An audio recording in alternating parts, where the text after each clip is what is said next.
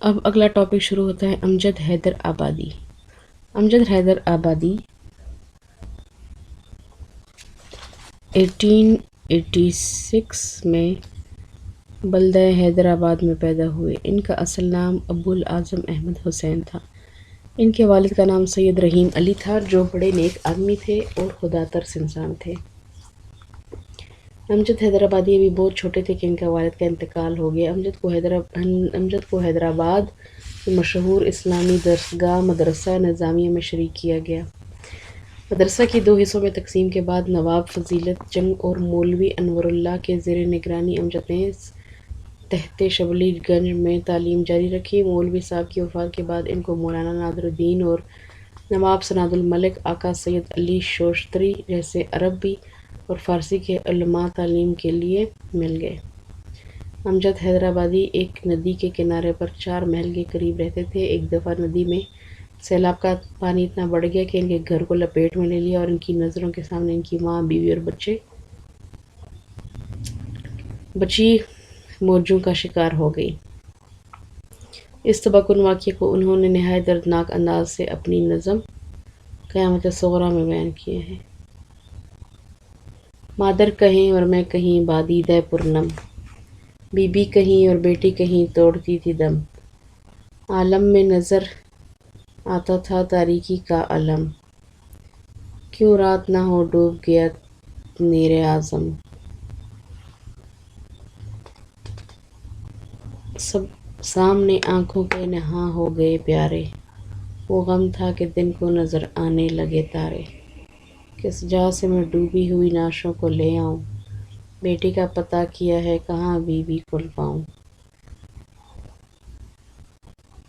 دوں کس کو کفن کس کا میں تابوت بناؤں، ہے قبر کہاں پھول کہاں جا کے چڑھاؤں، ہے ہدف رنج و محن گر گئیں اماں، افسوس کے بے کور و کفن مر گئیں اماں۔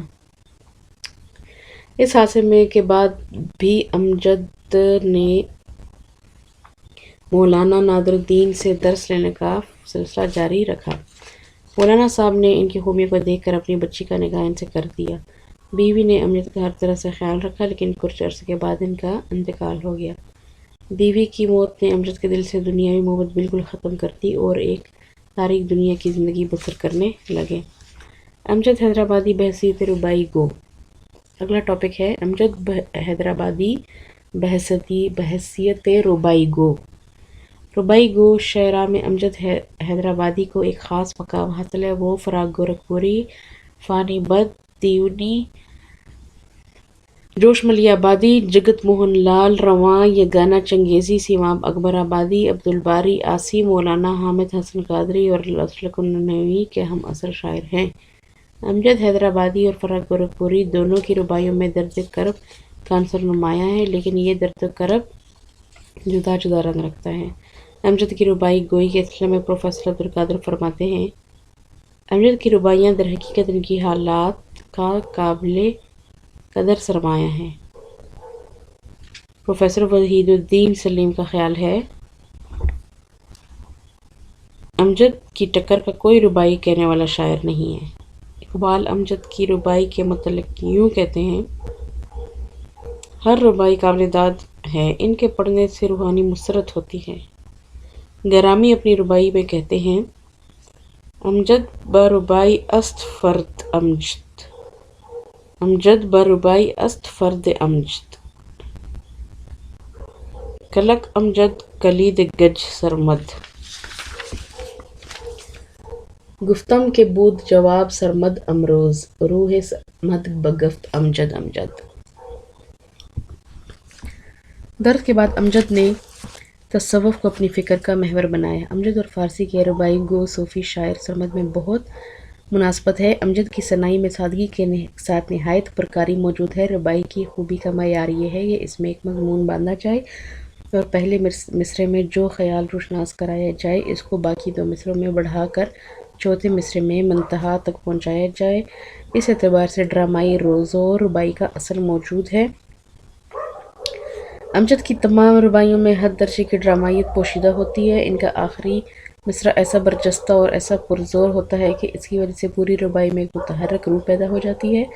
پڑھنے والا ایک اختتامی احساس سے آگے بڑھتا ہے۔ نمونے کے لیے کچھ ربائیاں پیش کی جا رہی ہیں۔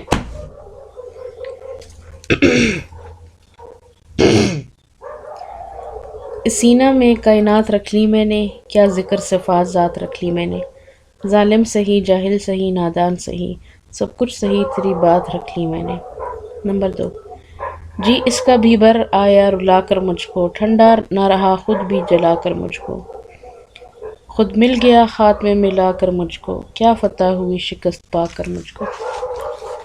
عصمت اللہ خان مرحوم اس طرح رقم تراز ہیں۔ امجد کی رباعیاں زندگی کے اعلیٰ ترین رخ کی تفسیر ہیں اور بلحاظ ادب اظہار خیال کا بہترین نمونہ ہیں۔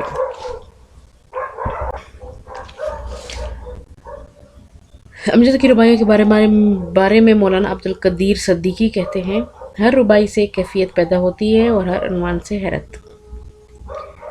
یہ ایسی خصوصیات ہیں کہ ان کا فرداً فرد کسی شاعر کے کلام میں موجود ہونا کلام کے ادبی اور معنوی پایہ کو بہت بلند کر دیتا ہے۔ انہی اسباب کی بنا پر پروفیسر مناظر احسن گیلانی شعبہ دینیات جامعہ عثمانیہ کے خیال کے ساتھ ہم کو اتفاق کرنا پڑتا ہے کہ حضرت امجد ہندوستان کے ان شعراء میں سے ہیں جن کو زمانہ صدیوں کے بعد پیدا کرتا ہے۔ ڈاکٹر فرمان فتح پوری اپنی کتاب اردو ربائی میں لکھتے ہیں، اس عہد میں امجد حیدرآبادی ربائی کے پہلے شاعر ہیں جنہوں نے اس صنف میں سخن کو خصوصیت سے اپنایا۔ جوش اور فراق کا بھی ربائی پر بڑا احسان ہے، لیکن فراق پہلے غزل گو ہے، بعد میں ربائی ہوئی ہی یال جوش کا ہے، وہ پہلے نظم نگار ہیں اور بعد میں ربائی نگار۔ امجد اول اور آخر صرف ربائی گو ہیں۔ ان کے رباعیات کے 2 مجموعے شائع ہو چکے ہیں۔ ان کے مطالعے سے پتہ چلتا ہے کہ امجد کو ربائی کے فن پر غیر معمولی قدرت حاصل ہے۔ ربائی کو امجد نے اس طرح اپنایا ہے کہ ان کی طبیعت اور ربائی کے وزن میں خاص مناسبت ہے۔ لوگ ربائی کے وزن سے گھبراتے ہیں اور امجد نظمیں بھی ربائی کے وزن میں لکھتے ہیں۔ ان کے مجموعہ کلام میں کئی نظمیں ربائی کی بحر میں ہیں۔ امجد حیدرآبادی کی ربائی پر تبصرہ کرتے ہوئے سید سلیمان ندوی لکھتے ہیں کہ معرف کا شیوا نہیں کہ شاعروں کو خطابات بانٹے، لیکن حضرت امجد کی حکمت آموز شاعری نے اعتراف فضل پر مجبور کیا اور لفظ حکیم و شراح سے اس واقعے کا اظہار کیا۔ گرامی نے امجد کو سرمد کے ہم رنگ قرار دیا ہے، چنانچہ گرامی کی حسب ذیل ربائی امجد کے سلسلے میں بہت مشہور ہو چکی ہے۔ امجد بربائی است فرد امجد، کلک امجد کلید گنج سرمد، گفتم کے بود جواب سرمد امروز، روح سرمد بگفت امجد امجد۔ اس میں کوئی شک نہیں کہ امجد نے اپنے محدود موضوع میں انوکھی وسعت پیدا کی ہے۔ ان کے ہاں ایک ایسی رندانہ سرمستی اور ایک ایسی عارفانہ سرشاری رچ بس گئی ہے جو بعض جگہ غزل کی سی کیفیت پیدا کر دیتی ہے۔ امجد حیدرآبادی کے متعلق مولوی وحید الدین لکھتے ہیں، ان کے رباعیوں کا وہ رنگ ہے جو سرمد کا، اس لیے لوگ انہیں زندہ سرمد کہتے ہیں۔ ان کے پڑھنے کا انداز بھی عجب مستانہ ہے، صاف معلوم ہوتا ہے کہ جو خیالات وہ بیان کر رہے ہیں وہ ان کے دل کی آواز ہے۔ اپنی کتاب جدود اردو شاعری میں پروفیسر عبدالقادری سہروردی امجد کے بارے میں لکھتے ہیں کہ اردو ربائی میں امجد کو وہی خصوصیات حاصل ہوئی ہیں جو فارسی میں سرمد عمر خیام کو۔ امجد کی ربائی کسی قرآنی نقطۂ حدیث کی تفسیر ہوتی ہے۔ متصوفانہ شاعری میں درد کے بعد اگر کسی شاعر نے تصوف کو اپنی فکر کا محور بنایا ہے تو وہ امجد ہیں۔ ان کی ربائی کا آخری مصرع ایسا برجستہ اور پرزور ہوتا ہے کہ اس کی وجہ سے پوری ربائی میں ایک متحرک روح پیدا ہو جاتی ہے۔ امجد حیدرآبادی کے انداز بیان میں سرمد و خیام کی طرح پرکاری اور دلکشی نہیں، بلکہ یہ سید ابوالخیر کی رباعیوں سے زیادہ قریب ہے۔ نصیر الدین ہاشمی نے حضرت امجد کی شاعری کے نام سے کتاب بھی لکھی ہے۔ امجد حیدرآبادی کے رنگ کو سمجھنے کے لیے کچھ رباعیاں پیش کی جا رہی ہیں۔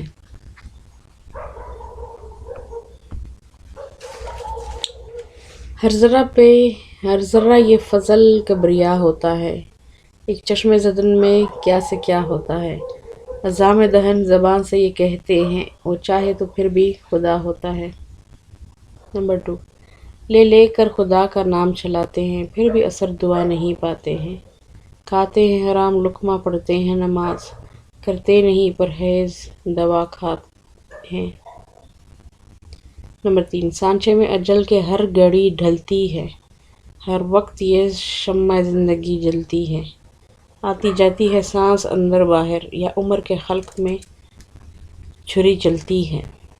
نمبر 4، گیسو لہرا کے ناگ ہو جاتا ہے، نوحہ آخر کو راگ ہو جاتا ہے، ہر چند دیا سلائی ایک تن کا ہے، صرف ایک رگڑ سے آگ ہو جاتا ہے۔ 5، سوتا ہوں چپکے سے جگا دیتا ہے، جاگ اٹھتا ہوں پھر سلا دیتا ہے، ہنستے کو رلا دیتا ہے چٹکی لے کر، روتا ہوں تو پھر ہنس کے ہنسا دیتا ہے۔ 6، ہے مست شہود تو بھی میں بھی، ہے مست شہود تو بھی میں بھی، ہے مدعی نمود تو بھی میں بھی، یا تو ہی نہیں جہاں میں یا میں ہی نہیں، ممکن نہیں دو دو وجود تو بھی میں بھی۔ 7، اس سینہ میں کائنات رکھ لی میں نے، کیا ذکر صفات ذات رکھ لی میں نے، ظالم سہی جاہل سہی نادان سہی، سب کچھ سہی تیری بات رکھ لی میں نے۔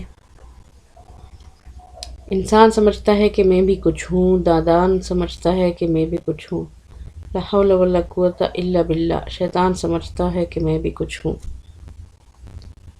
ضائع فرمانی سرفروشی کو میری، مٹی میں ملا نہ گرم جوشی کو میری، آیا ہوں کفن پہن کے اے رب غفور، دھبا نہ لگے سفید پوشی کو میری۔ بے فائدہ کب ہے جب سائی اچھی، ذات میں نہیں خود نمائی اچھی، ایک سجدہ میں خاک کر دیا ہستی کو، حضرت تم سے دیا سلائی اچھی۔ کیوں گرم ہے آفتاب معلوم نہیں، کیوں ہے انقلاب معلوم نہیں، جی بھر کر سوال کر لو جتنے چاہو، سب کا ہے یہی ہاں جواب معلوم نہیں۔ حال دل دردناک معلوم نہیں، کیفیت روح پاک معلوم نہیں، جھوٹی ہے تمام علم کی لاف زمیں، خاکی انسان کو خاک معلوم نہیں۔ اب ہے اگلا ٹاپک، امجد حیدرآباد بحیثیت ایک فنکار۔ امجد کی تصنیفات ایک منفرد مقام رکھتی ہیں، یہ نظم اور نثر دونوں میں موجود ہیں۔ ان کی نثر نظم کی طرح سادہ، معنی خیز اور سبق آموز ہے، ان کی شاعری ان کے وضع زندگی اور طرز فکر کی آئینہ دار ہے۔ وہ بچپن سے اشعار کہنے لگے تھے، لیکن باقاعدہ شاعری کی ابتدا غزل سے کی۔ اس زمانے میں حیدرآباد میں ادبی ماحول پر مکیش تھانوی کا پورا اثر رسوخ تھا، لہٰذا امجد کی ابتدائی غزل بھی اسی سے متاثر ہوئی۔ اس کی ابتدائی دور کی نظموں کا ایک مجموعہ ریاض امجد کے نام سے شائع ہوا۔ اس مجموعے کی قابل ذکر نظموں میں ماں اور بچی، دنیا انسان، میری قمری، ایک بے کس کا خواب، اسنو حلتا اور جنت کی ڈاک شامل ہیں۔ قیامت صغریٰ میں بھی اس کے مجموعے کی ایک اہم نظم ہے، لیکن ان میں سب سے زیادہ قابل تعریف وہ نظمیں ہیں جن میں امجد کی ذہنیت ایک خاص رنگ میں دکھائی دیتی ہے۔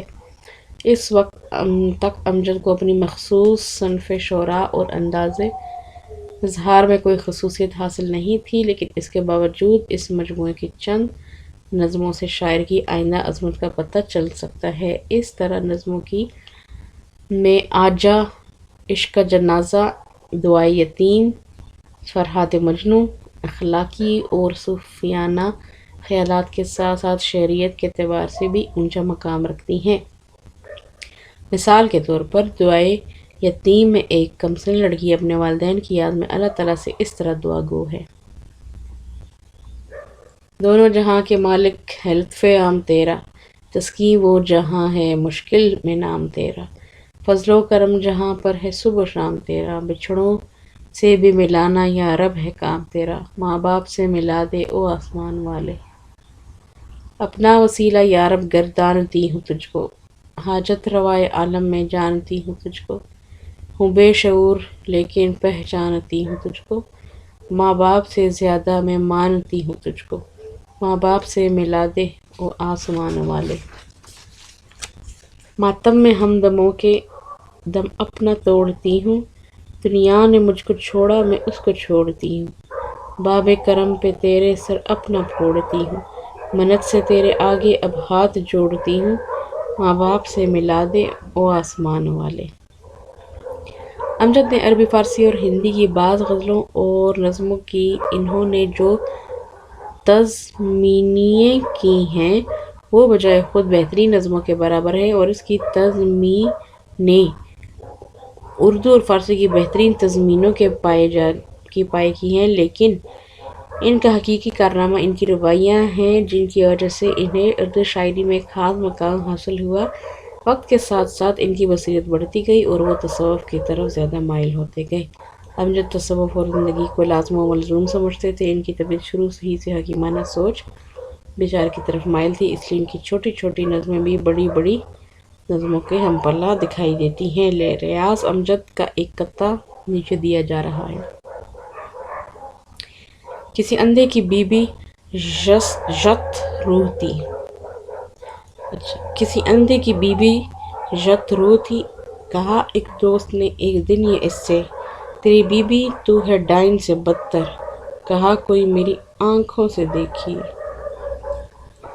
امجد اپنے مخصوص موضوع کی حد تک سعدی کی طرح اخلاقی شاعری میں بلند درجہ رکھتے تھے۔ ان کی ہر رباعی قرآنی نکات اور حدیث کی تذہین معلوم ہوتی ہے۔ ملی اختصار، بے انتہا بیان، نکتہ آفرینی اور حسن کا رانہ سعدی امجد کی شاعری کے اجزاء ہیں۔ نیچے دی ہوئی غزل میں اعلیٰ صوفیانہ خیالات نہایت سادگی سے ادا ہوئے ہیں۔ کسی بات کی کمی ہے مولا تیری گلی میں، دنیا تیری گلی میں، عقبیٰ تیری گلی میں، جام سفال اس کا تاج شہنشہی ہے، آجا جو بگاری داتا تیری گلی میں، دیوانگی پہ میرے ہنستے ہیں عقل والے، تیری گلی کا راستہ پوچھا تیری گلی میں، ایک آفتاب وحدت ہے جلوہ بخش کثرت، نکلی ہوئی ہے گلیاں سدیٰ تیری گلی میں، ہے فیض کی تجلی گہری اندھیروں میں، بکتا ہے رات ہی کو سودا تیری گلی میں، سورج تجلیوں کا ہر دم چمک رہا ہے، دیکھا نہیں کسی دن سایہ تیری گلی میں، موت اور حیات میری دونوں تیرے لیے ہیں، مرنا تیری گلی میں، جینا تیری گلی میں۔ امجد کو آج تک ہم دانا سمجھ رہے تھے، لیکن مقام اس کا پایا تیری گلی میں۔ اور شروع ہوتا ہے حصہ پنجم، آخری حصہ ہے تشریحات۔ تشریحات: مصنوی سحر البیان میر حسن۔ فرہنگ: الفاظ معنی ہیں۔ الفاظ: ساقیہ شراب پلانے والا، ساغر شراب کا پیالہ، بے نظیر بے مثال، دام ہجراں جدائی کا جال، بدر منیر مصنوی کی ہیروئن اور شہزادی کا نام، ستم ظلم، نزاکت نرمی ملائمت، دھرنا ایک جگہ بیٹھ جانا، آنکھوں سے خون رو ڈالنا مطلب خون سے بھرے ہوئے آنسو بہانا، خواصوں خاص نوکر، بالا بتانا جھوٹ بولنا، بھولی غلطی کی، بوا خالہ یا عورت، صدقے قربان، آماں ٹالنا، بادام ہمیشہ، ماہ چاند، مطلق بالکل، مژگاں پلکیں، سودا جنون، جنوں دیوانگی، تخم بیج، وحشت خوف، ناتوانی کمزوری، دخت وزیر وزیر کی بیٹی، پیت محبت، جوگی خانہ بدوش یا ہندو فقیر، میت یا میت ساتھی یا دوست، شیدا عاشق، چاہ محبت، غیب برائی یا خامی، عالم الغیب غیب کا علم جانے والا، لاف شیخی سہے برداشت کیے، منڈکری گھٹنوں پر سر رکھ کر بیٹھنا، خور کھانا، واردات واقعات جو کچھ اپنے اوپر گزرے، یہاں سعید شکار یا قید، تیش غصہ، کہہ کاف کوہ کاف کے ایک پہاڑ کا نام ہے، گہر موتی، چھپرکٹ پلنگ، ولے لیکن۔ تشریحات۔ شعر نمبر 1، پلا ساقیا ساغر بے نظیر، پھنسی دام ہجراں میں بدر منیر۔ تشریح۔ شہزادہ بے نظیر کی جدائی میں بدر منیر اپنی بے قراری کا اظہار کرتے ہوئے کہتی ہیں کہ اے ساقی مجھ کو ایسی بے مثال شراب پلاؤ کہ میری نظروں کے سامنے ہر وقت بے نظیر موجود رہے، کیونکہ اس کی محبوبہ بدر منیر ہجر کے دام میں بری طرح گرفتار ہے۔ نمبر 2 شعر، وہ حسن و جوانی اور اس پہ یہ غم، ستم ہے ستم ہے ستم ہے۔ اس کی تشریح ہے، شہزادے کی وہ بے مثال خوبصورتی اور ہوش ربا جوانی جس پر سب کو شر رشک آتا تھا، وہ اتنے بڑے غم میں گرفتار ہو گیا، ارے یہ تو ستم عظیم ہو گیا ہے، یعنی اس سے بڑھ کر کوئی اور ستم دنیا میں ہو ہی نہیں سکتا۔ شعر نمبر 3، جہاں بیٹھنا آہ کرنا اسے، بہانہ نزاکت پہ دھرنا اسے۔ اس کی تشریح ہے، بے نظیر کی جدائی میں بدر منیر کا یہ حال ہے کہ جہاں بھی وہ ایک لمحہ کے لیے بیٹھتی ہے وہاں آہ آہ کرتی اور افسوس کرتی ہوئی نظر آتی ہے، اور جہاں سے وہ گزرتی ہے وہاں سے آنسو بہا کے گزرتی ہے۔ شعر نمبر 4، کبھی خون آنسوں سے رو ڈالنا، کسی کو کبھی دیکھ دو ڈالنا۔ تشریح۔ بدر منیر کی آنکھوں سے اپنے محبوب کے فراق میں خون کے آنسو بہتے ہیں، اور جب کبھی وہ کسی کو دیکھتی ہے تو آنسو چھپانے کی غرض سے انہیں دھو ڈالتی ہے تاکہ اس کا راز عشق آشکارا نہ ہو جائے۔ شعر نمبر 5، حواسوں کو بلاتا بتانا اسے، اکیلی درختوں میں جانا اسے۔ تشریح۔ ان کی جو کنیزیں تھیں وہ آہستہ آہستہ ان سے دور ہونے لگی، اور وہ باغوں اور پارکوں میں سہیلیوں کے جرمٹ میں جاتی اور وہاں اکیلی جاتی اور ماتم کرنے لگتی۔ شعر نمبر 6،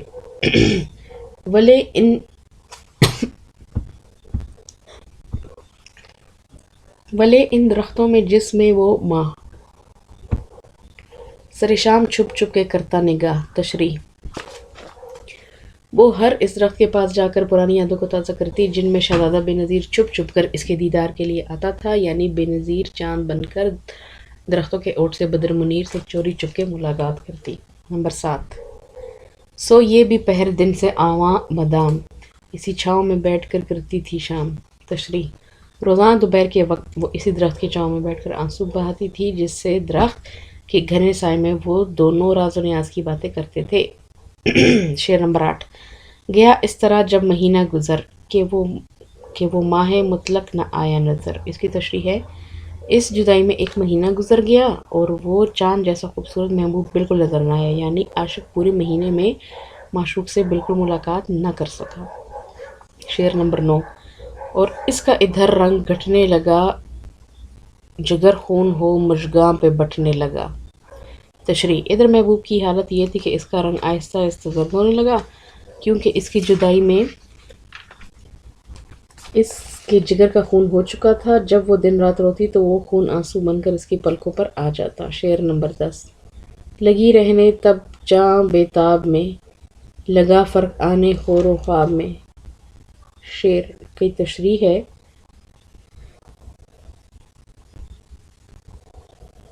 اب اس کی جاں بے قرار ہو گئی اور اس کی نیند اور سارے معمولات متاثر ہونے لگے، اس کے سونے جاگنے میں بھی بے ترتیبی آنے لگی۔ شعر نمبر 11، محبت کا سودا سا ہونے لگا، جنوں تخم وحشت کا بونے لگا۔ تشریح۔ وہ اپنے محبوب کی جدائی میں دیوانوں کی سی حرکتیں کرنے لگی، اس کی جو دیوانگی تھی وہ آہستہ آہستہ جڑ پکڑنے لگی اور اسے ہر وقت ڈر محسوس ہونے لگا۔ شعر نمبر 12، سرکنے لگا پاس نہ منہ سے نگ، لگی عقل اور عشق میں ہونے جنگ۔ تشریح۔ عشق کے جنون نے اب اس کو ننگ و شرم کی حدیں پار کرنے پر مجبور کر دیا، اور ان کی عقل اور عشق میں دن رات لڑائی ہونے لگی۔ عشق ہر طرح سے قدم اٹھانے پر مجبور کر رہا تھا، جبکہ عقل ننگ و شرم اور ناموس کا واسطہ دے کر اس کو غلط قدم اٹھانے سے روک رہی تھی۔ شعر نمبر 13، خاموشی اٹھانے لگی دل میں شور، جتانے لگی ناتوانی بھی زور۔ اس کی تشریح ہے، اس کے دل میں خاموشی نے ڈیرے ڈال دیے اور اس کے دل میں صرف تنہائی کا شور ہوتا تھا۔ کمزوری بھی اپنا اثر آہستہ آہستہ دکھانے لگی، یعنی وہ دل کی بیماری کے باعث کمزور و ناتواں ہوتی گئی۔ شعر نمبر 14، یہ احوال دیکھ اس کو دخت وزیر لگی جل کے کہنے کہ بدر منیر. جب بدر منیر کی یہ بےتابیہ وزیر کی بیٹی نے دیکھی تو اسے برداشت نہ ہو سکا اور ایک دن اس نے بدر منیر سے کہا. شعر نمبر 15. تو وہ ہے کہ سب کے تئیں بے وقوف کہ در دل گیا تیرا اے بے وقوف. تشریح کہ اے بدر منیر تو بہت بے وقوف اور بولی بالی ہے. پتہ نہیں تو نے کہاں اور کس دل لگا لیا. بھلا ایسے ویسوں سے کوئی دل لگاتا ہے. شعر نمبر 16. مسافر سے کوئی بھی کرتا ہے پیت مثل ہے کہ جوگی ہوئے کسی کے میت. کبھی تو نے دیکھا ہے کہ خانہ بدوش کسی کا دوست بنا ہو. تو نے ویسے ہی مسافر شخص سے دل لگا لیا. جوگی اور مسافر نہ کسی کے دوست بن سکتے نہ ان میں وفا ہوتی ہے. شعر نمبر 17. اری 4 دن کے ہیں یہ آشنا ملا دل کو آخر کرے ہیں جدا. تشریح تو نے جس شخص کو دل دیا ہے ایسے لوگ صرف 4 دن کے دوست ہوتے ہیں اور لے دے کر ایسے جدا ہو جاتے ہیں کہ پھر زندگی میں دوبارہ کبھی نہیں ملتے. ان کی دوستی عارضی ہوتی ہے. شعر نمبر 18. گہے آسماں گہے زمیں کے ہیں یہ جہاں بیٹھے جہاں بس وہیں کے ہیں یہ. تشریح ایسے لوگ قابل اعتماد بالکل نہیں ہوتے. یہ لوگ کبھی زمین پر نہیں ہوتے اور کبھی آسمان پر. ان کا جہاں بھلا ہوتا ہے یہ وہیں کے ہو جاتے ہیں. ان کو صرف اپنے مطلب سے کام ہوتا ہے. مطلب پورا ہونے کے بعد یہ اپنی راہ لیتے ہیں. شعر نمبر 19. تو بھولی ہے جس بات پر اے بوا خبر لے دوانی تجھے کیا ہوا. تشریح اے دوست پتہ نہیں تو کس بات پر دھوکہ کھا گئی ہے. تجھے خبر ہونی چاہیے کہ اس طرح بھی کوئی کرتا ہے جس طرح تم نے کیا. شعر نمبر 20. سنو جانی اپنے پہ کوئی مرے تو دل پہلے اپنا بھی صدقہ کرے. تشریح میری پیاری جان سنو. جب تم کسی کو اپنا دل دینا چاہو تو پہلے اس کو پرکھو کہ وہ بھی آپ کو دل دے رہا ہے یا نہیں. یعنی الفت کا مزہ تب ہے جب دونوں طرف برابر کی آگ لگی ہو. یک طرفہ دوستی کبھی بھی کامیاب نہیں ہو سکتی.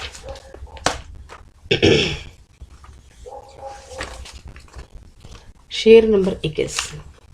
اگر آپ پر کوئی شیدا نہ ہو تو پھر چاہیے اس کی پرواہ نہ ہو. تشریح اگر آپ کو کوئی پسند نہیں کرتا تو پھر آپ کو بھی اس کی پرواہ نہیں ہونی چاہیے. شعر نمبر 22. وہ خوش ہوگا اپنی پری کو لیے اب بس اس پر بیٹھی ہو تم جی دیے. تشریح وہ پریوں کے ملک میں اپنی پری کے ساتھ ہنسی خوشی زندگی گزار رہا ہوگا اور تم خواہ مخواہ اس کی جدائی میں غم کھا رہی ہوگی. یعنی اسے تمہارے دل کی کوئی پرواہ نہیں ہے. شعر نمبر 23. تمہاری اسے چاہ ہوتی اگر تو اب تک وہ تم کو نہ آتا نظر. تشریح اگر تمہاری طرح وہ تم سے محبت کرتا تو کب کا لوٹ کے تمہاری ملاقات کے لیے آ چکا ہوتا. لیکن اس کی غیر حاضری یہ ظاہر کرتی کہ وہ تم سے نہیں بلکہ کسی اور سے محبت کرتی. 24. لگی کہنے تب اس کو بدر منیر کہ سنتی ہے اب میری دخت وزیر. تشریح وزیر کی بیٹی کی باتیں سن کر شہزادی بدر منیر نے کہا کہ اے وزیر کی بیٹی آپ نے تو اپنی باتیں کہہ دی اب میری باتیں بھی غور سے سنو. شعر نمبر 25.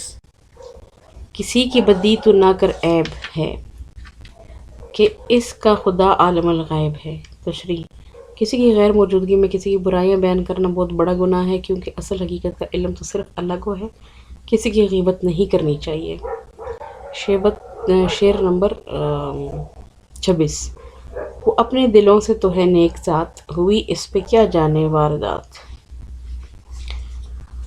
تشریح شہزادی کہتی کہ بے نظیر دل کا برا نہیں ہے بلکہ وہ نیک ذات واقعہ ہوا ہے لیکن پتہ نہیں اس کے ساتھ کیا واردات ہوئی ہے ورنہ وہ اس طرح کی بے وفائی کبھی نہیں کر سکتا.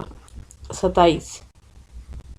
ہوا قید یا آنے پایا نہ ہو وہ گئے اتنے دن اب تک آیا نہ ہو. تشریح اگر وہ نہیں ہے تو اس کا مطلب یہ ہے کہ وہ کہیں قید ہو چکا ہے ورنہ اتنے دنوں میں ضرور ملنے کے لیے آ چکا ہوتا. وہ اتنا لاپرواہ ہرگز نہیں ہے. شعر نمبر 28. مجھے رات دن اس کا رہتا ہے ڈر پری نے نہ سنی ہو یہاں کی خبر. تشریح مجھے دن رات اس بات کا خوف رہتا ہے کہ کہیں پری نے یہاں کی خبر اور حالات نہ سنے ہوں. شعر نمبر 29. نہ باندھا ہو اس کو کسی صید میں، کیا ہو نہ اس کے تئیں قید میں۔ تشریح، ہو سکتا ہے کہ شہزادی پری کا شکار بن چکا ہو، اس کو ضرور اس بدبخت نے قید میں ڈال دیا ہوگا۔ شعر نمبر 30۔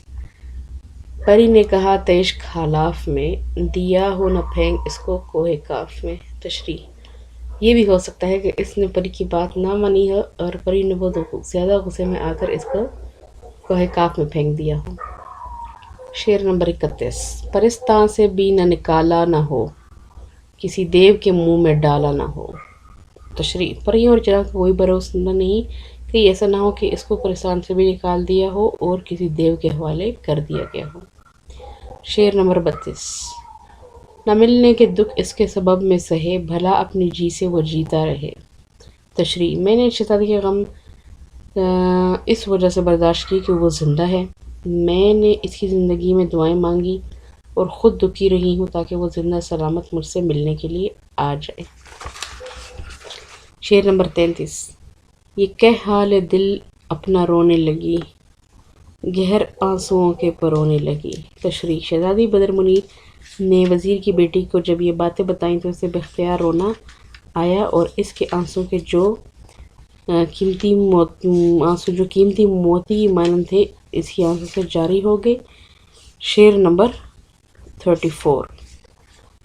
گئی منڈکری مار آخر کو پلیٹ، چھپر کٹ کے کونے پر سر مولیٹ۔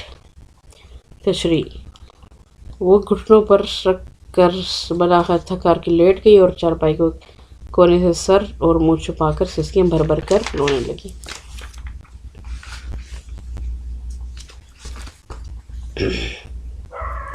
اب ہے شوبان کی ہے تاریخ، میر انیس اس کے فرہنگ، الفاظ اور معنی۔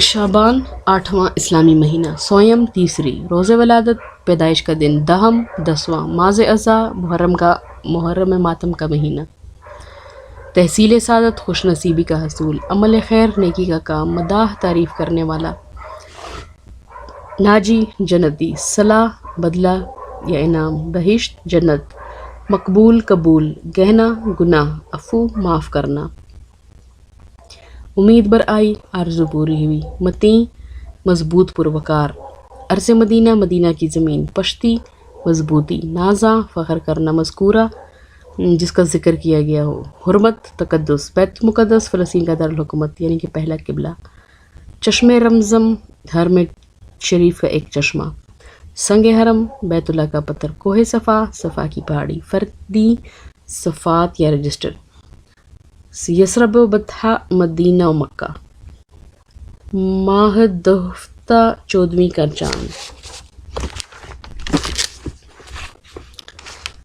عنایت مہربانی، زمن زمانے، قبا لباس، تن جسم، ماہ شب 4 دہم 14ویں کا چاند، نور فشاں روشنی پھیلانا، ظلمت غم غم کے اندھیرے، دیدہ عالم لوگوں کی آنکھیں، نہاں پوشیدہ، مضمون کہن پرانا مضمون، ایک فرد ایک بات، فوق برتری، سمک نچلا طبقہ، گوہر مقصود مطلوبہ موتی مقصد، شادی مولود پیدائش کی خوشی، عمل زشت برا عمل، شادی خوشی، ید اللہ کا ہاتھ یعنی کہ حضرت علی کا لقب، خورشید سورج، نخل چمن باغ کے درخت، دین کا ثمر دین کا پل، مخدوبہ عالم محترمہ جس کی دنیا خدمت کرے، ضوء روشنی، گہر موتی، تغیری تبدیلی، مباحات شان و شوکت، ارض مدینہ مدینہ کی زمین، سما آسمان، گلتر گیلا پھول، شاہ نجف عراق کا بادشاہ مراد حضرت علی، خیر النساء عورتوں کے لیے خیر کا باعث، اختر مسعود خوش بختی کا ستارہ۔ عزیز طلبہ، یہ آڈیو ریکارڈنگ آپ کے لیے ہیومینیٹیرین ڈیولپمنٹ آرگنائزیشن ایبٹ آباد کے ذریعے اہتمام کی گئی۔ ہیومینیٹیرین ڈیولپمنٹ آرگنائزیشن ایبٹ آباد 2011 سے اپنی مدد آپ کے تحت صحت، تعلیم اور معاشی خود مختاری کے شعبوں میں بہتری کے لیے کوشاں ہے۔ ادارہ نے نہ صرف خیبر پختونخوا ملک بھر کے نابینا طلباء کی تعلیمی مشکلات اور رکاوٹوں کو دور کرنے کے لیے ایف اے تا मास्टर्स लेवल की निसाबी कुतुब और कोर्सेज जिनमें इलामा इकबाल ओपन यूनिवर्सिटी के कोर्सेज भी शामिल हैं को ऑडियो रिकॉर्डिंग में मुंतकिल करने का एहतमाम किया है ताकि नाबीना तलबा आला तालीम तक रसाई हासिल करके मुल्क कौम की तरक्की और खुशहाली में अपना भरपूर किरदार अदा कर सकें। ये तमाम ऑडियो रिकॉर्डिंग्स नाबीना तलबा को बिल्कुल मुफ्त फराम की जा रही हैं। नाबीना तलबा के अलावा दीगर तलबा भी इस तालीमी सहूलत से इस्तेफादा कर सकते हैं। Humanitarian development organisation Abbottabad, email HDOATD@gmail.com, website HDORG.net, राब्ता नंबर 03459541 यानी 0345 95 41 838। सफ़ा नंबर 253 और ये चल रहे हैं जी के अल्फाज मानी। लफ्ज़ इनायत मानी है इसका मेहरबानी, शादी, खुशी, ज़मन, ज़माने। यदुल्ला अल्लाह का हाथ, हज़रत अली रज़ी अल्लाह तआला अन्हु का लक़ब। क़बा लिबास, खुर्शीद सूरज, तन जिस्म। पहला मैं जो बोल रहा हूँ वो लफ्ज़ है, दूसरा उसका मानी है तन जिस्म। नखल चमन, बाग के दरख्त। माए शब चार दहम, 14वीं का चाँद। दीन का समर, दीन का फल। नूर फ़िशां, रोशनी फैलाना। मखतूमा आलम, मोहतरमा जिसकी दुनिया खिदमत करे। जुल्मत गम, गम के अंधेरे। ज़ौ रोशनी, दीदा आलम। लोगों की आंखें, गोहर मोती। नेहा पोशीदा, तगीरी तब्दीली। मजमून कोहन, पुराना मजमून। मुबाहात, शान शौकत। एक फ़र्द यानी एक बात। अर्ज़ मदीना, मदीना की ज़मीन। फ़ोक यानी बरतरी। समा, आसमान या उफ़क़। समक, निचला तबका। गुलतर, गीला फूल। गोहर मकसूद, मतलूबा मोती या मकसद। शाह नजफ़, इराक़ का बादशाह मुराद हज़रत अली रज़ी अल्लाह तआला अन्हु। शादी मौलूद यानी पैदाश की खुशी। खैरुन्निसा, औरतों के लिए खैर का बाइस। अमल ज़श्त यानी बुरा अमल। अख्तर मसूद यानी खुशबख्ती का सितारा। तशरीहात, बंद नंबर 1। शाबान की है तारीख़, सवीम रोज़ विलादत और है दहम माए अज़ा योम शहादत। सफ़ा नंबर 254। दोनों में बहरहाल है तहसील शहादत, वो भी अमल खैर है, ये भी है इबादत। मद्दाह हूँ क्या कुछ नहीं इस घर से मिला है। कौसर है सिला इसका, बहशत इसका सिला है। तशरी मीर अनीस मरसिया के पहले बंद में फरमाते हैं कि हज़रत इमाम हुसैन रज़ी अल्लाह तआला अन्हु शाबान के महीने की 3 तारीख को पैदा हुए और मुहर्रम अल हरम के 10वें दिन उन्होंने जाम शहादत नोश किया। ये दोनों तारीख़ें मुसलमानों की खुशबख्ती की अलामतें हैं। दोनों दिन बहुत मुबारक हैं। शाबान का महीना भी खैर व बरकत वाला महीना और मुहर्रम का महीना भी इबादत व बरकत वाला है। मैं इसलिए इमाम अली मकाम रज़ी अल्लाह तआला अन्हु की तारीफ़ कर रहा हूँ क्योंकि उनके ख़ानदान से मुझे बहुत कुछ मिला है। उस जहाँ की नेमतों के अलावा अगले जहाँ की नेमतें यानी कौसर का पानी और अज़ीमुश्शान जन्नत भी मुझे इसी ख़ानदान से मोहब्बत की वजह से मिली है, इसी ख़ानदान की मोहब्बत की वजह से मिलेगी। क्योंकि इमाम हुसैन रज़ी अल्लाह तआला अन्हु का ख़ानदान दरअसल हज़रत मोहम्मद सल्लल्लाहु अलैहि वसल्लम का ख़ानदान है। बंद नंबर 2। मकबूल हुई गर्ज़, गोहना उफ़ू हुए सब। उम्मीद बराई मेरा हासिल हुआ मतलब। शामिल हुआ अफ़ज़ाल मोहम्मद करम रब। होते हैं अलम फ़ौज मज़ामी के निशां अब। पुश्ती पे हैं सब रुकने रखी दीन मती के। डंके से हिला देता हूँ तबकों को ज़मी के। तशरी इस बंद में शायर का ख्याल है कि मेरी दरख्वास्त अल्लाह ताला ने कबूल फरमाई और उन्होंने मेरे तमाम गुनाह माफ़ फरमाए। मेरी तमाम उम्मीदें पूरी हो गई और मुझे अपना मतलब भी मिल गया। मुझ पर हुजूर सल्लल्लाहु अलैहि वसल्लम ने फ़ज़ल और अल्लाह ताला ने अपने करम किए और वो मेरे साथी बन गए। अब मैं हर तरह के मौज़ूआत और मज़ामीन पर जी खोल कर लिख सकता हूँ। میری سوچ و فکر اور قلم کے آگے اب کوئی رکاوٹ موجود نہیں۔ دین اسلام کے مضبوط رکن میرا سہارا ہیں۔ اس وجہ سے اب دنیا کے تمام لوگوں کو میری شاعری سمجھ آ سکے گی، اور وہ میرے کہے ہوئے دوست اور میرے کہے ہوئے رستوں پر اور اشاروں پر چل پڑیں گے۔ صفحہ نمبر 255۔ بند نمبر 3۔ نازاں ہوں عنایت یہ شہنشاہ زمن کی، بخشی ہے رضا جائزہ فوج سخن کی۔ چہرے کی بحالی سے قبا چست ہے تن کی، چہرے کی بحالی سے قبا چست ہے تن کی، اور برطرفی پڑ گئی مضمون کوہن کی۔ ایک فرد پرانی نہیں دفتر میں ہمارے، بھرتی ہے نئی فوج کی لشکر میں ہمارے۔ تشریح۔ اس بند میں شاعر حضور صلی اللہ علیہ وسلم کی محبت اور عنایت پر فخر محسوس کرتے ہوئے بتاتے ہیں کہ مجھے زمانوں کے بادشاہ یعنی حضور صلی اللہ علیہ وسلم کی مہربانیوں پر ناز ہے۔ انہی کی برکت سے مجھے اس طرح خوبصورت اشعار کہنے کی طاقت نصیب ہوئی۔ میرے چہرے پر تازگی اور بدن پر جو لباس سج رہا ہے، یہ بھی انہی کی برکتوں کا کمال ہے۔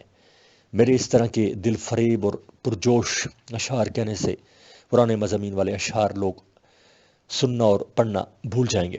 ہمارے اس تمام دیوان میں ایک بھی پرانا خیال یا شعر موجود نہیں ہے، اور ہم نے جو الفاظ و معنی کے لشکر مرتب کر کے لکھے ہیں، ان میں ایک بھی پرانی بات پڑھنے والوں کو نہیں ملے گی۔ بند نمبر 4۔ ہاں اے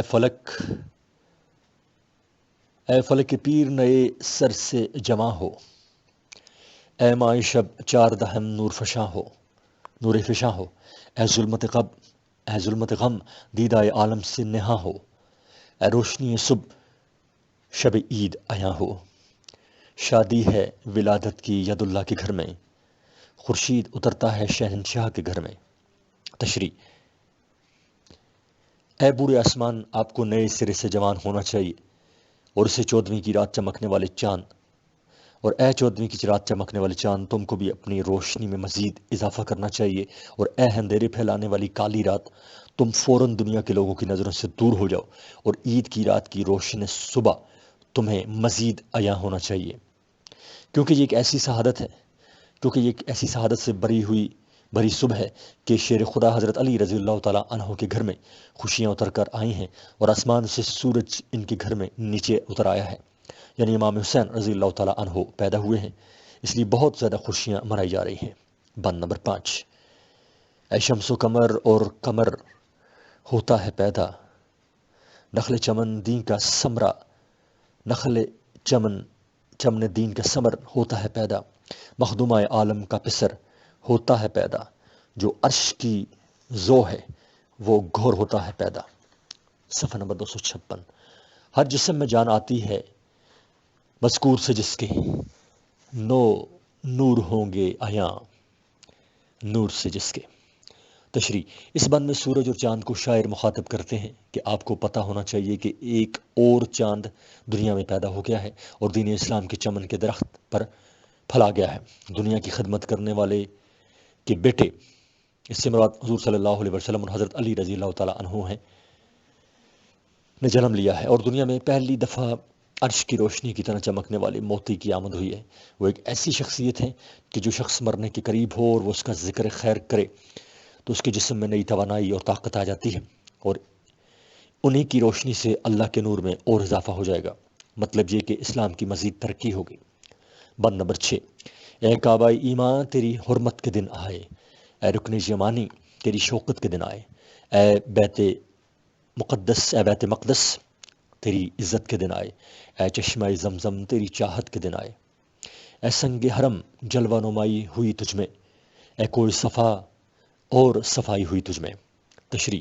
اس بند میں شاعر امام حسین رضی اللہ تعالیٰ عنہ کی پیدائش کا اثر تمام کائنات پر دکھاتے ہیں کہ اے کعبہ، اب آپ کے تقدس اور پاکیزگی کا زمانہ آ گیا ہے، اور اب آپ کی شان و شوکت میں مزید اضافہ ہوگا۔ قبلہ اول بیت المقدس کی عزت بھی آپ دنیا والے اچھی طرح کر سکیں گے۔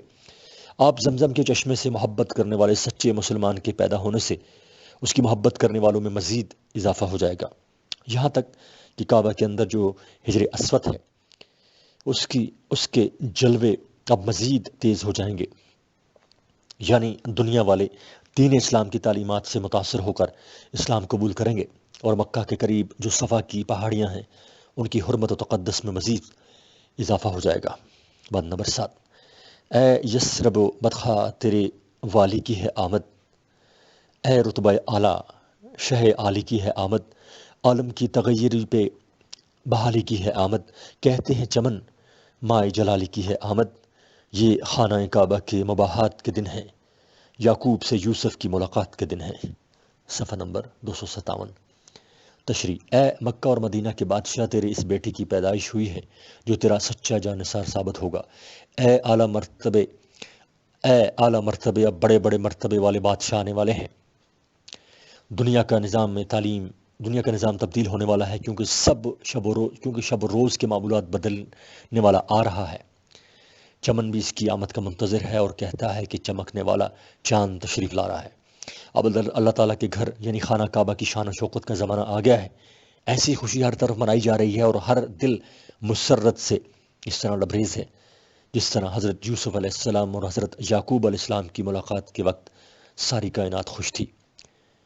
بند نمبر 8، اے ارض مدینہ، تجھے فوق اب ہے فلک پر، رونق جو سما پر ہے وہ اب ہوگی سمک پر، خورشید ملا تیرا ستارہ ہے چمک پر، صدقے گل تر ہے تیری پھولوں کی مہک پر جس پہ فرشتوں کے بچھیں فرش وہی ہے، جس خاک پہ ہو نور خدا عرش وہی ہے، جس خاک پہ ہو نور خدا عرش وہی ہے۔ تشریح، اے مدینہ کی خاک، تجھ پر اس طرح کا انسان پیدا ہو گیا ہے کہ آسمان پر تجھے فوقیت حاصل ہو گئی ہے، اور پہلے جو امیر طبقہ عیش کر رہا تھا اب غریبوں کی بھی رب نے سن لی ہے۔ اے مدینہ کی سرزمین، تجھ پر ایسا سورج طلوع ہوا ہے جس سے تیری قسمت کے ستارے چمک اٹھے ہیں، یعنی تو اور زیادہ خوش قسمت ہو گئی ہے، اور تجھ میں پیدا ہونے والے اس نایاب پھول کی مہک پر شبنم سے بھرے ہوئے پھول اپنے آپ کو قربان کرنا چاہتے ہیں۔ جس زمین پر فرشتے اپنی رحمت کے پر پھیلائے ہیں، سب سے بہترین زمین وہی ہے، اور جس مٹی کو اللہ تعالیٰ اپنی روشنی سے نواز دے وہ جنت بن جاتی ہے۔ بند نمبر 9، یا ختم الرسل گوہر مقصود مبارک، یا نور خدا رحمت معبود مبارک، یا شاہ نجف شادی مولود مبارک، یا خیر النساء اختر مسعود مبارک، رونق ہو صدا نور دو بالا رہے گھر میں، اس ماہ 2 ہفتہ کا اجالا رہے گھر میں۔ تشریح، اے اللہ تعالیٰ کے آخری نبی یعنی آخری نبی صلی اللہ علیہ وآلہ وسلم، آپ کو اپنے مطلب کا یہ ہیرا مبارک ہو، اور اے اللہ کی روشنی، آپ صلی اللہ علیہ وسلم کو اس خدا کا یہ کرم اور رحمت مبارک ہو جس کے آگے دنیا والے سجدہ ریز ہوتے ہیں۔ اے ایران و عراق کے بادشاہ یعنی حضرت علی، یہ نئے پیدا ہونے والے بیٹے کی خوشیاں آپ کو مبارک ہو۔ صفحہ نمبر 258۔ اور اے عورتوں کے لیے خیر و برکت کا باعث بننے والی خاتون جنت یعنی حضرت فاطمہ رضی اللہ تعالیٰ عنہا، آپ کو بھی یہ خوبصورت اور سعادت مند بچہ مبارک ہو۔ آپ کے گھر میں ہمیشہ خوشیوں کے قافلے اتریں اور آپ کا گھر سدا اس 14ویں کے چاند کی روشنی سے چمکتا دمکتا رہے۔ بند نمبر 10، اے امتیو ہے یہ دم شکر گزاری، ہر بار کرو سجدہ شکریہ باری، اللہ نے حل کر دیا مشکل کو تمہاری، فردیں عمل زشت کی لب چاک ہے ساری، لکھے گئے بندوں میں ولی ابن ولی کے، ناجی ہوئے صدقے سے حسن ابن علی کے۔ تشریح، اے محمد صلی اللہ علیہ وسلم کی امت یعنی دنیا بھر کے مسلمانوں، یہ لمحات شکر ادا کرنے کے ہیں۔ آپ اللہ تعالیٰ کی اس رحمت کے عطا کرنے پر شکریہ ادا کریں، اور آپ کو ہر لمحہ شکر کے سجدے کرنے چاہیے۔ امام حسین رضی اللہ تعالیٰ عنہ کی دنیا میں آمد سے تمہاری ساری مشکلات اب آسان ہو جائیں گی، اور وہ کتابیں جن میں گناہوں کے حسابات لکھے جاتے تھے اور بدعمالیوں کا اندراج ہوتا تھا، ان کو پھاڑ دیا جائے گا۔ مطلب یہ کہ سارے گناہ معاف کر دیے جائیں گے۔ اب انسانوں کا ولی پیدا ہو گیا ہے، اور اس کے والد محترم بھی ولی اللہ ہیں۔ امام حسین رضی اللہ تعالیٰ عنہ جو حضرت علی رضی اللہ تعالیٰ عنہ کے بیٹے ہیں، ساری کائنات کے لیے خیر و برکت کا باعث ہیں. ان کی وجہ سے اللہ تعالیٰ اپنا کرم مسلمانوں پر مزید برسائے گا، اور جن لوگوں نے امام حسین رضی اللہ تعالیٰ عنہ سے محبت کی وہ ان کی وجہ سے جنتی ہو گئے. صفحہ نمبر 259. کس شعر کی آمد ہے؟ مرزا دبیر. فرہنگ اس میں یہ ہے، الفاظ معنی ہے لفظ رن یعنی میدان جنگ، خوابیدہ سوئے ہوئے، زیر کفن کفن کے نیچے، تالے عباس رضی اللہ تعالیٰ عنہ کی قسمت، قصر سلاطین بادشاہوں کا محل، ضیابار روشنی پھیلانے والا، زمن زمانے، کونین دونوں جہان، چرخ کہن پرانا آسمان، فلک آسمان، شمشیر بقف ہاتھ میں تلوار لیے، خورشید عرب کا سورج، پسر بیٹا یعنی فرزند،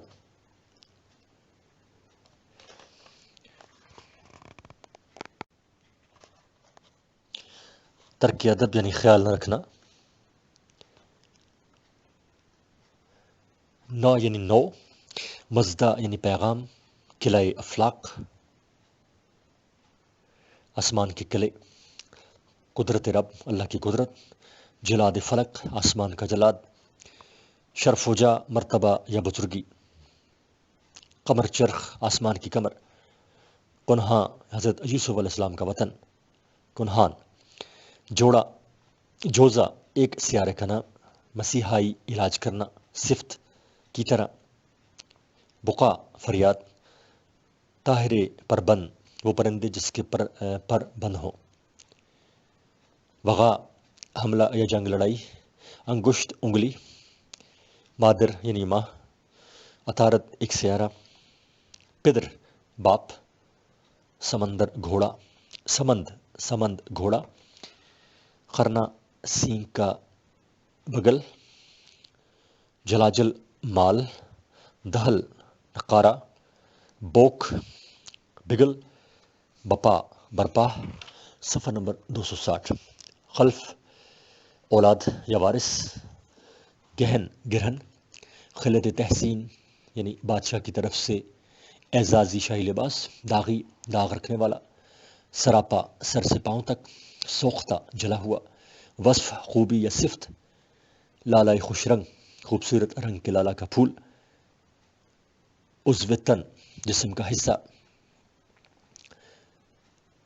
درد لال یعنی قیمتی پتھر، درولال یعنی قیمتی پتھر، قدرت کامل مکمل کاریگری، حیدر کی بشارت، حضرت علی کی خوشخبری، پنہا پوشیدہ، لا ریب بے شک، آزار برس کے مرض میں گرفتار، کوکب یعنی ستارہ، یرقان ایک مرض جس میں مریض کا رنگ زرد ہوتا ہے، چشمہ حیوان آب حیات کا چشمہ، عین بالکل، ظلمت اندھیرا، حکارت ناانصافی یا نفرت، جنبش حرکت، بصارت نظر، زو یعنی روشنی،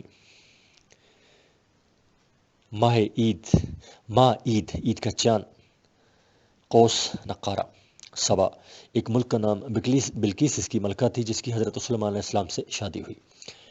صفحہ نمبر 261. تشریحات. بند نمبر 1.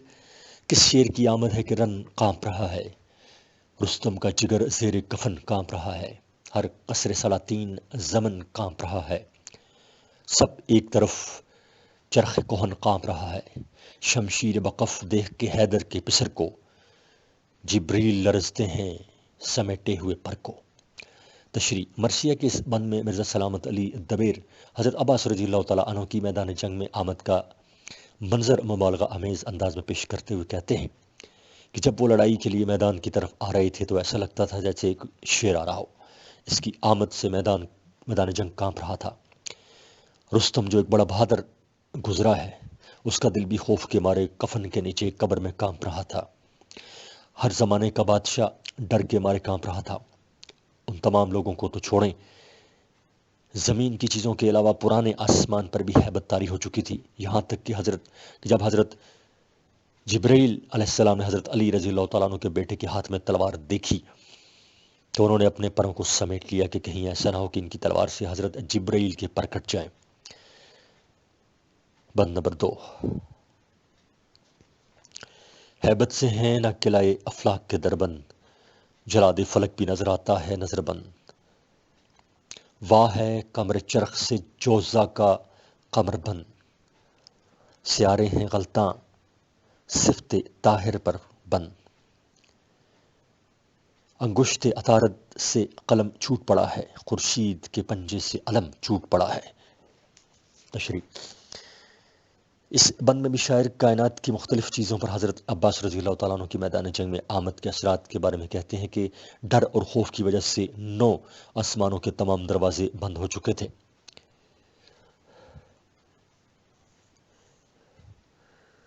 اور ایسا لگتا ہے کہ آسمان کا جلاد بھی آج نظر بند ہے، جس سے لوگ بہت ڈرتے ہیں، وہ بھی آج گھر سے باہر نکلنے کی ہمت نہیں رکھتا تھا۔ آسمان پر نظر آنے والے برج جوزا ہیبت کے مارے ہلنے جلنے سے قاصر ہے۔ صفحہ نمبر 262۔ ستارے اور سیارے اپنے میداروں میں نہایت حواس باختگی کے ساتھ اپنا رستہ بھول کر ادھر ادھر بھٹک رہے ہیں۔ عطارد سیارے کی حالت بھی بہت بری ہے، اور اس کے ہاتھ میں جو قلم ہے وہ اس کے ہاتھ سے گر رہا ہے۔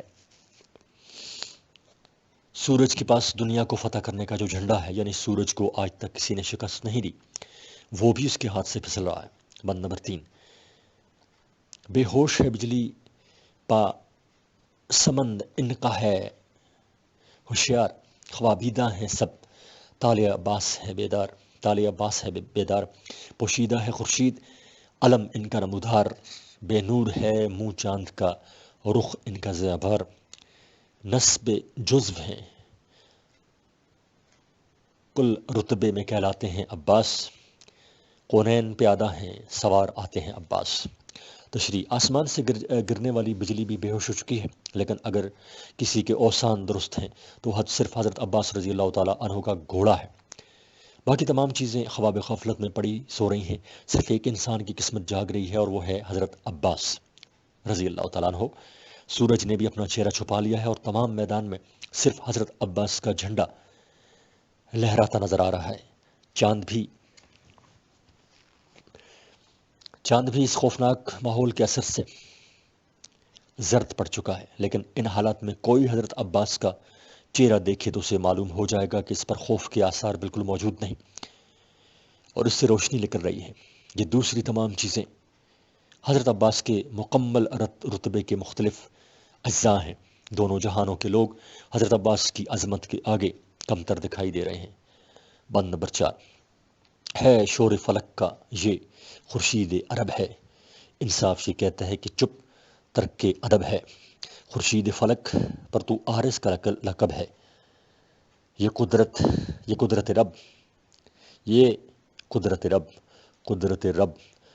رب ہے، ہر ایک کب اس کے شرف و جاہ کو سمجھے، اس بندے کو وہ سمجھے جو اللہ کو سمجھے۔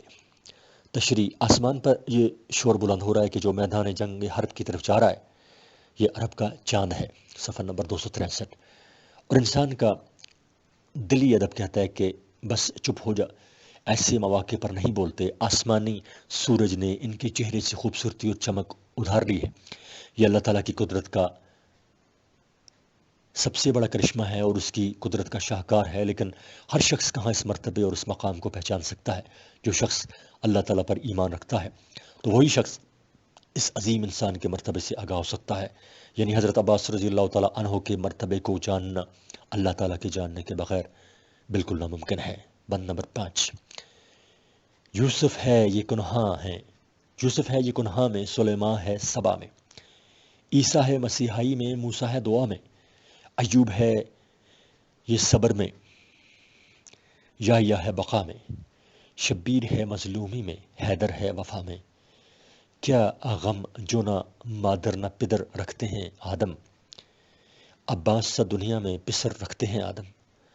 تشریح۔ حضرت عباس رضی اللہ تعالیٰ عنہ کا مرتبہ اس طرح ہے جیسے مصر میں حضرت یوسف علیہ السلام کا اور سبا کی بادشاہی میں حضرت سلیمان علیہ السلام کا تھا۔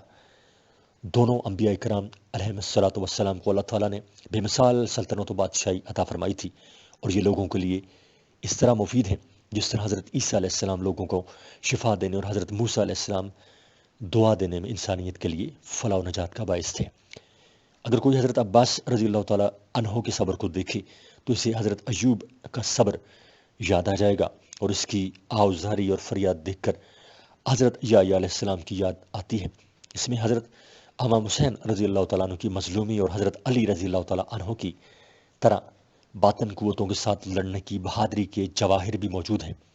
اگر حضرت آدم علیہ السلام کی والدہ یا والد نہیں تو ان کو غم نہیں کرنا چاہیے، کیونکہ ان کا عباس جیسا جانثار اور بہادر بیٹا اس دنیا میں موجود ہے جو ان کے دین کی حفاظت کر سکتا ہے۔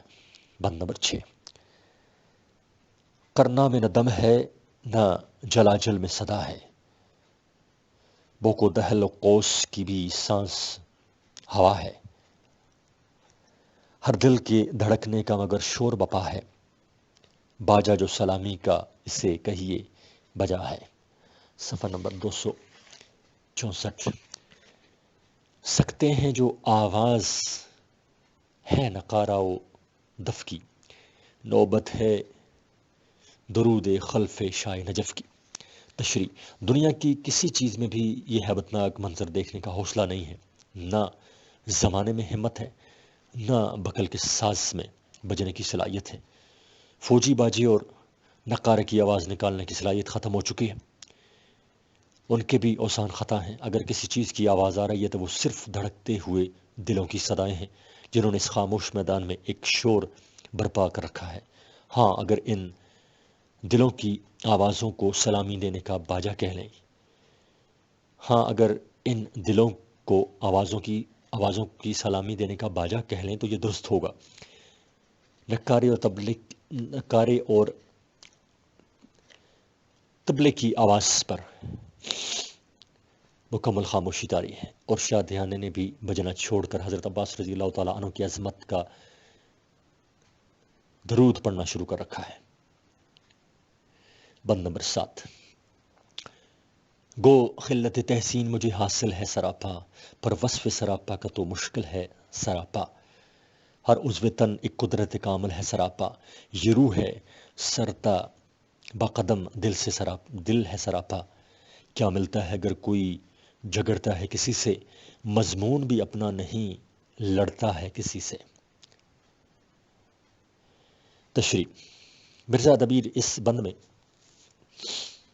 اپنی عظمت کی بات کر کے کہتے ہیں کہ میں تو ایسا شاعر ہوں کہ مجھے میراثی میں سراپا لکھنے کا کمال حاصل ہے، مجھے اور تمام شاعر میرے اس فن کے قائل ہیں، لیکن حضرت عباس رضی اللہ تعالیٰ عنہ کے سراپے کی تعریف مجھ جیسے سراپا نگار شاعر کے لیے بھی بہت مشکل ہو گئی ہے۔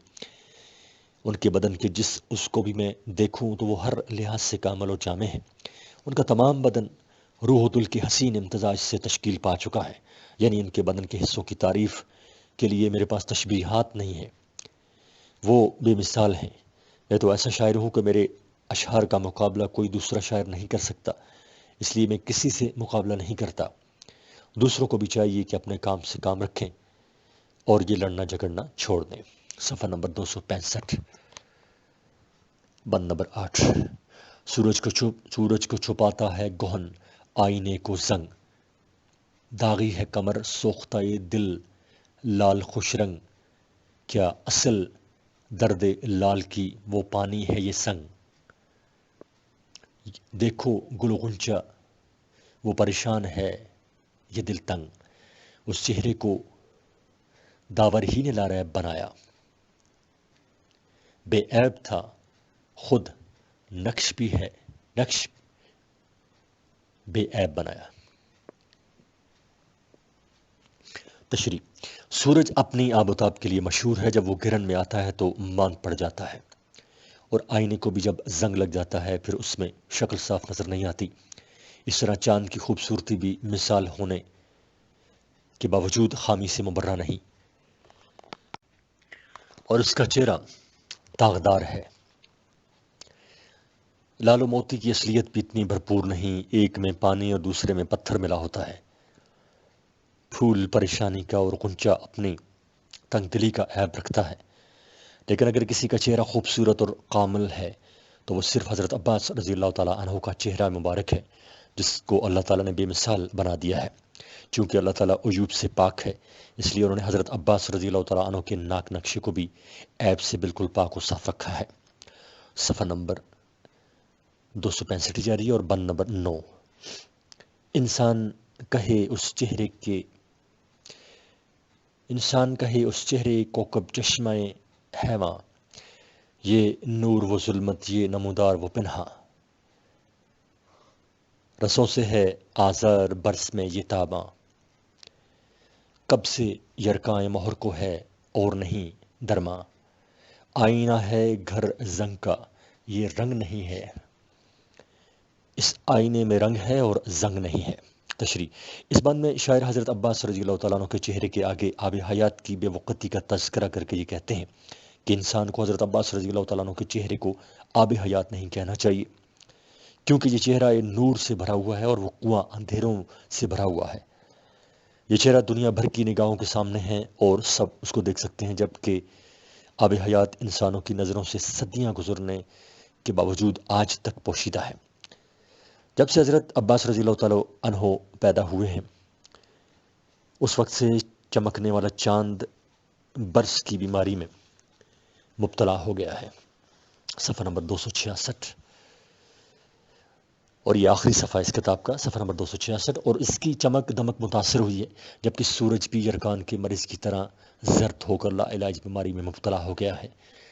زنگ آئینے کا مقدر بن چکا ہے اور اس کا اپنا رنگ اڑ گیا ہے، لیکن حضرت عباس رضی اللہ تعالیٰ عنہ کے چہرے کے آئینے میں زنگ کا نام و نشان تک نہیں، اور اس میں کائنات کے تمام رنگ موجود ہیں۔ بند نمبر 10۔ گر آنکھ کو نرگس کہوں عین حکارت، گر آنکھ کو نرگس کہوں ہے عین حکارت، نرگس میں نہ پلکیں ہیں نہ پتلی نہ بصارت، چہرے پہ مہا عید کی بے جا ہے اشارت، وہ عید کا مزدہ ہے یہ حیدر کی بشارت،